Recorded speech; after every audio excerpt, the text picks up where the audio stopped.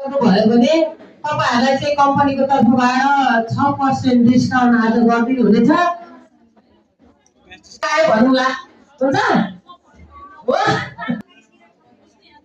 प्रयास हाम्रो जारी रहनेछ। जति सक्दो तपाईहरुलाई पनि छुटेर जुन प्रोडक्टले साथ दिन्छ त्यो प्रोडक्टलाई हामी अगाडि बढाउँछौँ।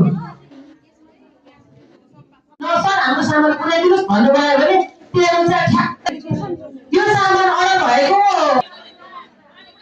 एक हप्ताभित्र तपाईहरुको पालोमा सामान आयो। अब कति हामीलाई थाहा नै छ फर्स्टमा साम्पू युज गर्नुपर्छ। त्यही भएर हामीले यो थेरापी गर्नुभन्दा अघि यो कपालमा डिप क्लिन्जिङ साम्पू युज गरेछौँ।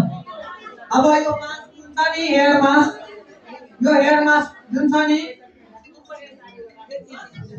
यो डिप रिपेयर हेयर मास्कमा हामी यो केराटिन एसेन्स मिक्स गर्छौँ, जसले गर्दा हाम्रो कपालको डिसल्फाइड मोड जुन ब्रेक हुन्छ नि त्यसलाई पनि रिभिल गराउने काम गर्छ र कपाललाई भित्रैबाट रिपेयर गराउँछ।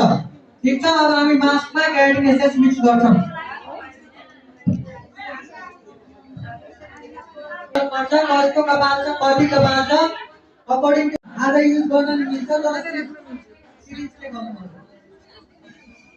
अब यो केराटिन एसेन्स सकिसकेपछि तपाईँ पछि यो पनि केराटिन एसेन्स किन्न सक्नुहुन्छ।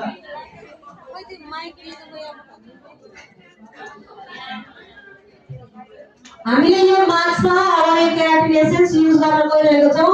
हजुरको कपालको लम्बाइ मोटाइ कत्रो छ त्यो अनुसारले हजुरले मास्क लिन सक्नुहुन्छ। यसो म देख्छु नि लिन सक्नुहुन्छ। हामीले चाहिँ यदि यो पातलै कपाल छ छोटो पनि छ त्यो भएर मास्क चाहिँ एकदमै थोरै मात्रामा लिएको छौँ, हेर्न सक्नुहुन्छ।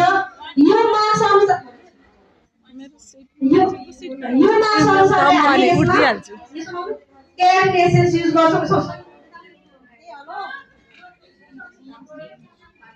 यो चाहिँ हामी राख्दैछौँ है।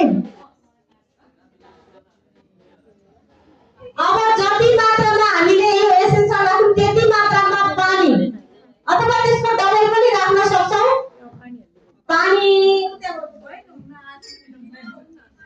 हामीले मेजरमेन्टको लागि हामीसँग मेजरमेन्ट कप छ भने मेजरमेन्ट कपबाट पनि राख्न सक्छौँ। अहिले चाहिँ हामीसँग यो अभाइलेबल छ, यसैमा पानी राखेर हामी यसमा राख्छौँ है।